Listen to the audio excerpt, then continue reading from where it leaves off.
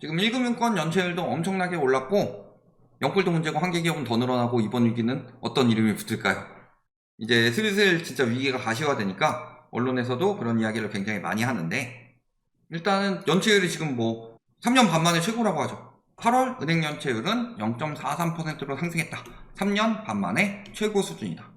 자, 2개월 연속 상승하고 있고요. 원래 지금 연체율 같은 경우는 떨어지더라도 이런 식으로 떨어지고 올라가더라도 이런 식으로 올라가요. 2020년 2월 이후 3년 6개월 만에 가장 높은 수준의 연체율을 보이고 있다. 그러니까 연체가 저렇게 심해지고 있어요. 연체를 누가 하겠어요? 빚 많이 낸 사람들, 빚 갚을 여력이 안 되는 사람들, 특히 은행 대출을 연체할 정도로 빚 갚는 게 굉장히 힘들다, 이런 쪽은 경불족들의 영향이 굉장히 크겠죠. 말씀드렸지만 주담대 차주의 DSR은 최대 올랐을 때 60%까지 올랐었는데 아무리 많이 낮춰졌다고 하더라도요, 코로나 때 한 55% 정도 됐으니까 지금은 그때보다 금리가 훨씬 높으니까 50%대 후반은 나올 거다. 50% 후반에서 60%대 정도의 DSR이 나오고 있다. 근데 60% DSR이 나타낸 게 뭐예요? 아까 취약차주 이야기할 때 최소 생계비 제외하고 DSR 70% 넘어가면 굉장히 위험하다고 그랬죠. 그 사람들이 엄청나게 늘어나고 있다는 소리예요. 물론 자영업자들도 많이 힘들지만 자영업자 같은 경우는 뭐 1금융권도 빌리고 2금융권도 빌리고 그래서 다중채무자들이 태반이고, 그래서 보시면 개인 사업자 대출은 0.5% 정도의 연체율이 나오고 있고 대기업 연체율은 0.13%, 근데 중소기업 대출이 0.55%로 매우 높게 나오고 있다. 그리고 신규마저도 연체율이 올라가고 있다. 대출 받은 지 얼마 안 된 사람들도. 그리고 연체채권 정리 규모도 증가했다. 연체채권 정리를 하면은 연체율이 떨어집니다.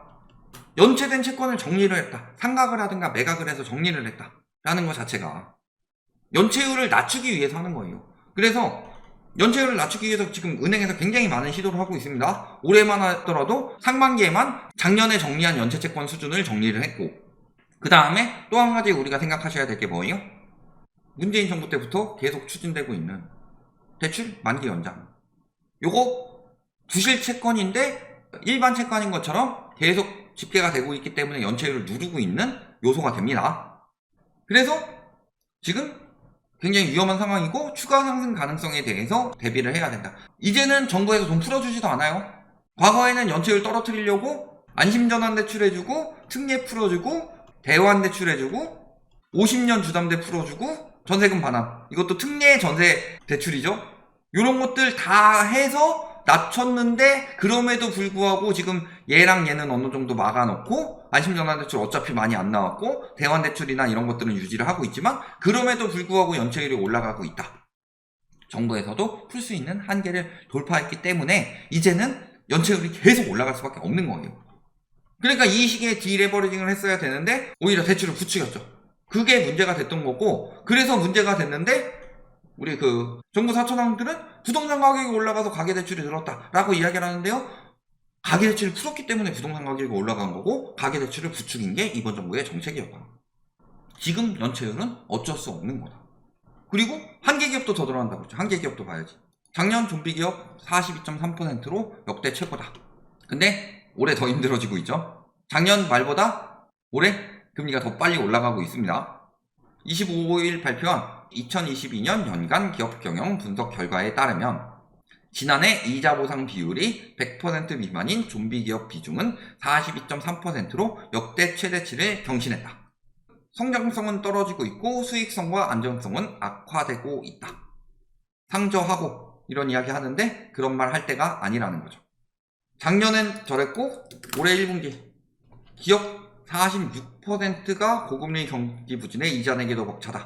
그래서 아까도 이자 보상 비율이 100% 미만, 1 미만인 경우죠. 이게 올해 1분기는 46%로 확대가 됐다. 즉 가계부채 위험에서 이제는 기업부채 위험까지 번져가고 있다. 그래서 저희가 2019년 시작한 지 얼마 되지 않아서 방송했던 이야기가 뭐냐면 가계부채 다이어트를 해야 된다고 이야기를 했어요. 그리고 계속 이야기를 했던 게 뭐예요? 가계부채가 늘어난다. 이것은 비소비 지출이 늘어난다. 즉 이것은 소비 지출이 감소할 수밖에 없게 되기 때문에 당연히 내수 경기 침체를 불러올 수밖에 없다. 그 내수 경기 침체의 영향을 받고서 지금 기업 경기 침체까지 온 거죠.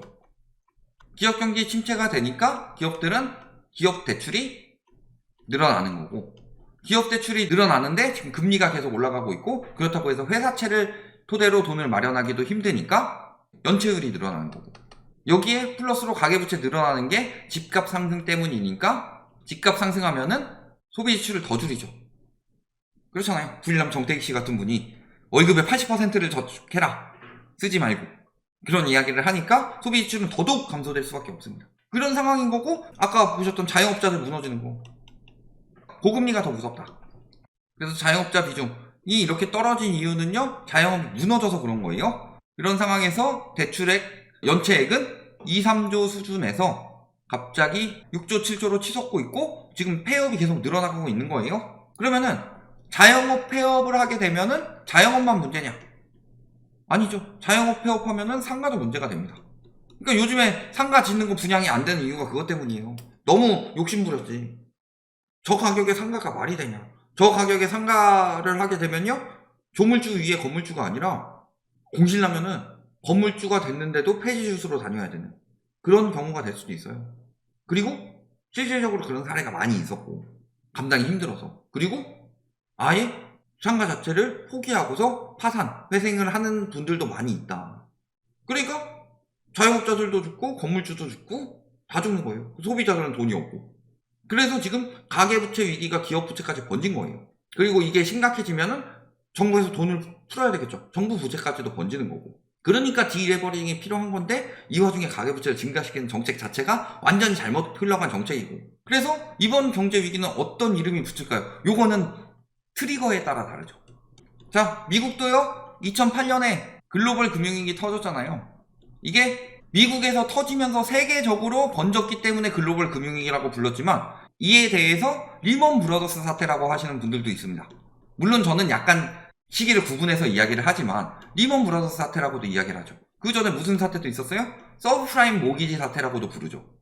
요거는 어떻게 구분이 된 거예요? 서브프라임 모기지 사태는 서브프라임들이 빌린 모기지로 인해서 터졌으니까 서브프라임 모기지 사태라고 부르는 거고, 리먼 브러더스 사태라고 부르는 이유는 리먼 브러더스 은행이 무너져서 부르는 거고, 글로벌 금융위기는 글로벌적인 금융위기가 왔으니까. 그러니까 이번에는 뭐가 붙을지 모르겠지만 세계적으로 명망할 때는 인플레이션 관련돼서 붙을 가능성이 높겠죠. 아니면 과거 대비해서 3차 오일 쇼크, 이런 식으로 이야기가 나올 수도 있는 거고. 문제는 우리나라는 근데 경제 체력이 떨어져 가고 있습니다. 그래서 이번에 한은 총재가 무슨 이야기를 했냐면요, 기자들 질문 받을 때 무슨 이야기를 했냐면은 미래 경제에 대해서 굉장히 비관적인 전망을 내놨어요. 우리나라 문제가 되고 있는 게, 이번에 또 기사 뜬 거 있죠. 8월 출생아 1.89만 명, 또 역대 최저. 그래서 2만 명 선도 붕괴가 됐다. 인구는 46개월째 감소를 이어가고 있고, 1981년 월간 통계 작성 이후 출생아 수는 가장 낮은 수치다. 그리고 2만 명을 밑돈 것은 이번이 처음이다. 그래서 지금 1만 명 이상 자연 감소가 되고 있고, 이런 상황이 나오고 있죠. 그러니까 이창용 총재가 경고했던 시나리오가 뭐냐, 한 10년 뒤쯤에 경기 침체가 굉장히 심해질 거다. 그런데 세계적으로 고금리를 하고 있는 상황에서 우리나라가 그런 경기 침체로 인해서 금리를 내릴 수 있을지에 대한 걱정을 이야기를 했어요. 그러니까 그 부분에 대해서 금통위 위원들이랑도 이야기를 해봤고, 국제회의 가가지고 다른 나라 사람들한테도, 다른 나라 총재들한테도 질문을 해봤고 그랬는데, 그들이 뭐라고 그랬다? 굉장히 좋은 접근이다 라고 생각하고 이야기를 해놓고서 해결책은 아무도 내주지 않았다. 그러니까 그 부분에 대해서는 우리나라가 처음 겪는 길을 가야 될 수도 있다는 소리예요. 10년 뒤에 집값 오른다, 이 말이 실체화되지 않는 가능성이 굉장히 높다는 소리고, 그리고 그로 인해서 지금 우리나라는 부동산 거품으로 인해서 가계부채 문제 만들어냈고 출산율 문제를 만들어냈기 때문에 우리나라는 장기 저성장이 나올 수밖에 없다는 소리예요. 일본 따라가고 있다고. 그 이야기를 하고 있는데도 불구하고 우리나라는 일본이랑 다르고 어쩌고 저쩌고, 왜 공급 부족이에요? 인구가 저렇게 급격하게 줄고 있는데. 출산율 나오고 인구가 줄어드는 속도가요, 예상보다 점점 더 빨라지고 있죠. 그러면은 가구수 감소가 2030년쯤으로 예상이 되어 있는데 그것도 더 당겨질 수 있다는 소리예요. 그러면은 실수요는 고점에서 집 사도 된다. 어차피 10년 뒤에는 집값이 오른다. 그러니까 집을 사야 할 시기는 언제다? 바로 지금이다 라고 말하는 인간들이 다 구라쟁이가 되는 상황이 지금 펼쳐지고 있다. 이런 거고. 그리고 여러 가지 부채로 인해서 미국 고금리 여파를 받고 있는 나라라고 월스트리트 저널에서 콕 집어서 이야기한 나라가 우리나라잖아요. 우리나라는 지금 삼중국어가 겹쳐 있는데 한국은행 총재도 인정한 경기 침체를 인정 안 하는 사람들이 너무 많다. 하긴 추경호 총리부터가 그러니 내년엔 살아난다는 뜻이다. 올해 개박살이 났으니까 그보다 조금 나아지는 거. 우리 이렇게 생각을 해봅시다. 시험 점수를요 30점 맞은 애가 50점 맞는 게 힘들어요? 아니면은 90점 맞은 애가 100점 맞는 게 힘들어요? 이게 훨씬 더 힘들고 이게 훨씬 더 대단한 거죠. 근데 미국은 10점 올라가는데 우리나라는 20점 올라가니까 우리나라가 미국보다 더 성장한다 내년에는. 그게 아니고 올해 워낙 개판을 쳤으니까 30점짜리니까 그런 상황인 건데. 그러니까 경기 침체 당연히 길어질 수밖에 없고요. 결국에는 가계부채 디레버리징이 돼서 내수경제가 어느 정도 살아나야지 기업들도 어느 정도 살아나는 거고, 그렇지 않고서 기업 부채까지 번지게 되면요 제2의 IMF 사태가 올 수도 있는 거다. 근데 IMF 때는 사실 집값 거품이 거의 막 어마어마하다 뭐 이런 식으로 이야기할 수가 없었어요. IMF 때까지는 우리나라가 경제가 성장하면서 집값이 올랐기 때문에. 그런데 지금은 어때요? 경제는 성장하지 않는데 대출로 부풀려서 올라간 자산이 어떻게 되겠냐. IMF 때는 떨어졌다 다시 올라갔지만 대출로 부풀렸던 자산은 떨어진 데 오래 걸려요. 그게 2008년 글로벌 금융위기 때 터진 일이고, 그 대출은 닷컴 버블 때문에 그때 막 금리 낮춰가지고 그 금액이 다 부동산으로 유입돼가지고 올라가서 터졌기 때문에 떨어진 데 5년이나 걸린 거예요. 이런 부분 잘 생각해 보시면 이번에 위기도 어마어마하게 올 거고 부동산 시장 작살나는 것도 어마어마하게 작살날 거다. 코로나가 안 터졌으면 오히려 적당히 떨어지고 말았을 텐데 코로나가 터졌기 때문에 그걸로 경기 침체가 됐는데 사람들이 더 막 대출 싸게 내준다 해서 우르르 몰려서 더 미래수요까지 다 끌어다 썼기 때문에 이번에는 일본 버블 때 PIR을 돌파했죠. KB에서 열심히 PIR을 낮춰도 통계를 바꿔가지고. 그런데도 불구하고 붕괴는 없다. 일본 버블이 역대급 버블이었는데 그 이상의 버블이 생겼는데 버블이 붕괴가 없어요? 말 같지도 않은 소리지. 지금 글로벌 금융위기 때보다 적어도 우리나라에 닥치는 위기는 훨씬 더 클 것이고, 이게 기업까지 제대로 번지게 되면은 IMF 사태에 못지않은 위기가 터질 수도 있다. 그리고 그때 자산 가격은 개작살이 날 가능성이 높기 때문에, 특히 위험자산 쪽이. 그러니까 최대한 자금을 지키는 쪽으로 가야 된다. 계속 이 이야기를 말씀을 드리는 거다.